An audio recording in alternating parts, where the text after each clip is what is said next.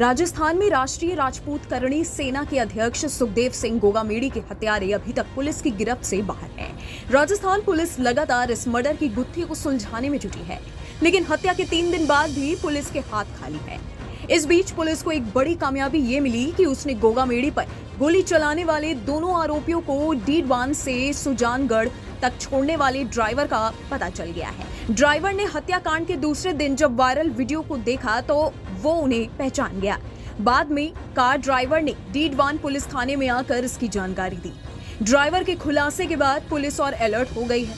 ऐसा बताया जा रहा है कि दोनों आरोपी रोहित राठौड़ और नितिन फौजी दिल्ली की तरफ जाने वाली एक ट्रैवल बस में सवार हुए थे। आरोपियों को सुजानगढ़ छोड़ने वाले ड्राइवर योगेश ने बताया कि डीडवान में दोनों आरोपियों ने उसकी कार किराए पर ली। इसके बाद उन्होंने सुजानगढ़ ले जाने की बात कही। योगेश ने उन दोनों शूटर को सुजानगढ़ छोड़ा, जहां से उनके दिल्ली जाने वाली एक ट्रैवल बस में सवार होने की सूचना है।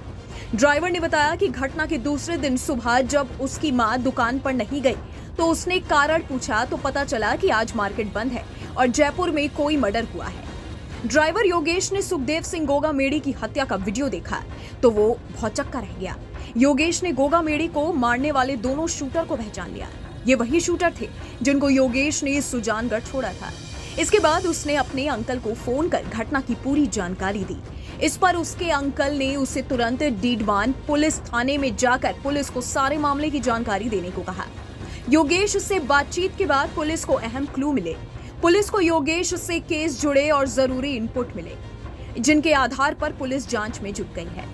ड्राइवर योगेश ने बताया कि उसे बिल्कुल भी अंदाजा नहीं था कि उसकी कार में सवार 2 लोग इतने खतरनाक शूटर हैं जो कुछ घंटे पहले जयपुर में किसी व्यक्ति का दिन दहाड़े मर्डर करके आए हैं।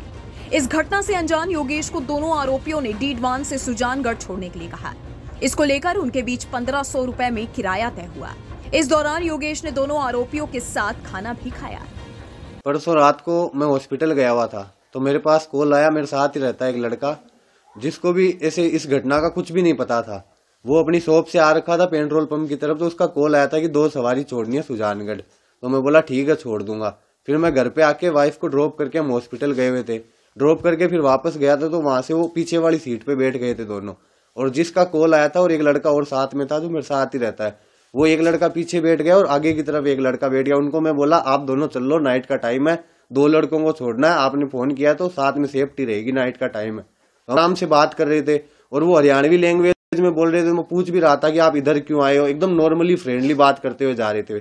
फिर थोड़ी देर बात किए, फिर वो चुपचाप बैठ गए तो फिर हम भी नॉर्मल होके फिर गाड़ी चलाने लग गए। और जैसे ही मतलब लाडनू के पास आने लगे तो बार बार में बोल रहे थे कभी सालासर, कभी सुजानगढ़, कभी हिसार, कभी चूरू, ऐसे बोल रहे थे। तो फिर हमने वहीं सुजानगढ़ में ड्रॉप कर दिया था उनको। ड्राइवर योगेश की बातचीत के बाद दोनों शूटर के हिसार जाने की संभावना लग रही है। ड्राइवर योगेश ने बताया कि खाना खाने के बाद दोनों शूटर नितिन और रोहित कभी सालासर तो कभी हिसार छोड़ने की बात कर रहे थे। इस पर योगेश ने उन्हें कहा कि हिसार जाने का पैसा अधिक लगेगा। इस पर दोनों ने कहा कि जितना पैसा चाहिए उतना पैसा मिलेगा, लेकिन हमें हिसार छोड़ दो। इस बीच सुजानगढ़ में दिल्ली की तरफ जा रही एक ट्रैवल बस को देखकर उनका इरादा बदल गया और वो बस में सवार होकर फरार हो गए। ऐसे में संभावना है कि आरोपी राजस्थान से फरार होने के बाद हिसार जा सकते हैं। ये सुराग पुलिस को महत्वपूर्ण दिशा की तरफ ले जा रहा है।